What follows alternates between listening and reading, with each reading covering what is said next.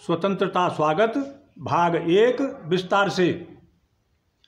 अपने भारत देश से प्रेम करने वाले बहनों तथा भाइयों, आज से हम एक अपरिचित महाकवि श्री हरिप्रसाद पाठक निराश, गांव नगलागढ़ू, पोस्ट ऑफिस सासनी, जिला हाथरस, उत्तर प्रदेश के प्रकाशित 11 काव्य ग्रंथों में से एक काव्य ग्रंथ स्वतंत्रता स्वागत का विस्तार से परिचय प्रस्तुत करेंगे।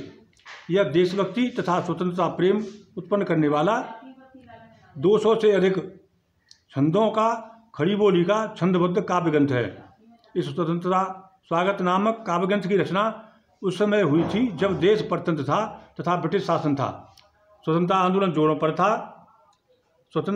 स्वदेश प्रेम के उमड़ते हुए वातावरण में कठोर ब्रिटिश शासन द्वारा दिए गए कष्टों को स्वतंत्रता के दीवाने हंसते हंसते सहन कर रहे थे।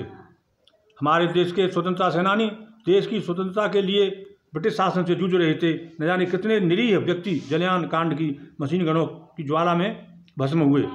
कई वीर क्रांतिकारी देशभक्त सूलियों पर झूल गए। असंख्यों ने कारावास की यातनाएं सही। न जाने कितने परिवारों की दुर्गति हुई।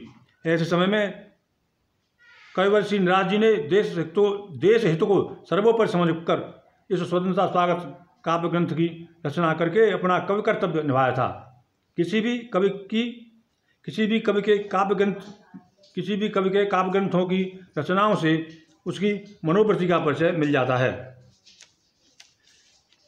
श्री निराश जी देशभक्त तथा स्वतंत्रता प्रेमी कवि थे, इसीलिए उनके लगभग सभी काव्य ग्रंथ देशभक्ति तथा स्वतंत्रता प्रेम उत्पन्न करने वाले हैं। इस काव्य ग्रंथ में सबसे पहले विषय प्रवेश है। विषय प्रवेश में कवियों तथा युवकों के लिए ऐसे समय में अपने कर्तव्यों को निभाने के लिए प्रेरित किया है। विषय प्रवेश के पश्चात इस काव्य ग्रंथ में 5 सर्ग हैं।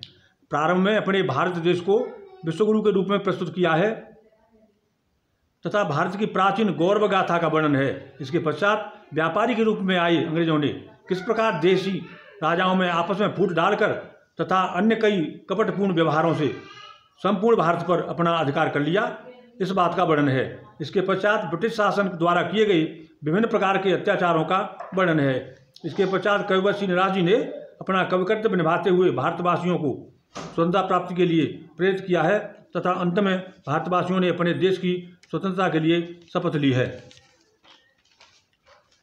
जब देश परतंत्र था, ब्रिटिश शासन था, तब श्री निराश जी ने स्वतंत्रता स्वागत नामक काव्य ग्रंथ की रचना की थी। श्री निराश जी देशभक्त तथा स्वतंत्रता प्रेमी व्यक्ति थे।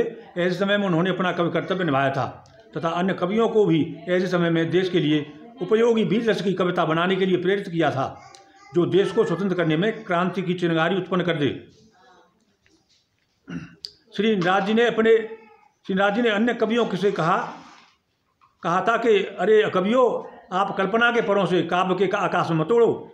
इस समय देश परतंत्र है। देश की करुण पुकार को ध्यान से सुनो। अपनी काव्य रचना को जीवन के लिए उपयोगी बनाओ। आपकी काव्य साधना संसार के लिए उपयोगी सिद्ध होनी चाहिए। जैसे विधवा स्त्री का श्रृंगार वर्जित होता है, उसी प्रकार श्रृंगार रच की काव्य रचनाओं को त्याग दो तथा वीर रच की काव्य रचना करो, जिससे कि आपकी कविता जो कानों में जाए तो स्त्री पुरुष दोनों में एक साथ क्रांति उत्पन्न हो जाए, अर्थात आपकी कविता के शब्दों की शक्ति स्त्री पुरुषों में क्रांति की चिंगारी उत्पन्न कर दे। कवियों ले कल्पना परों को उड़ो न काव्य गगन में, करुणामय संगीत भरा है सुनो इसी जीवन में। कला के लिए न केवल जीवन को उपयोगी, सिद्ध करो साधना तुम्हारी बने लोक सहयोगी। श्री निराश जी कहते हैं कि अरे अपने भारत देश से उदासीन रहने वाले कवियों, आपका अपने देश के प्रति उदासीन रहना अर्थात देशभक्ति की रचना न करना यह पतन का सूचक है तथा स्वार्थ से परिपूर्ण कायरता है।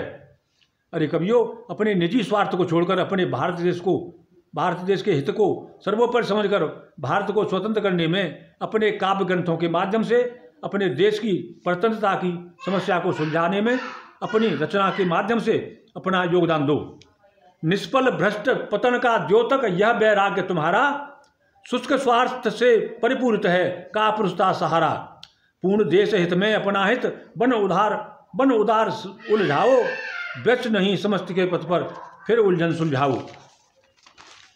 अरे कवियों, आप अपनी बुद्धि से भारतवासियों में देशभक्ति की शक्ति भरकर अपने देश से प्रेम करते हुए अपनी मातृभूमि को नरक की अग्नि से बाहर निकालो, अर्थात अपनी भारत माता को परतंत्रता के बंधन से छुड़ाकर स्वतंत्र करने में काव्य रचना द्वारा अपना योगदान दो तथा देश के सत्य हितैषी बनकर कुछ कल्याणकारी सेवा करके तथा व्यक्तियों में देश की स्वतंत्रता की जागृति उत्पन्न करके अपनी वाणी को पवित्र कर लो।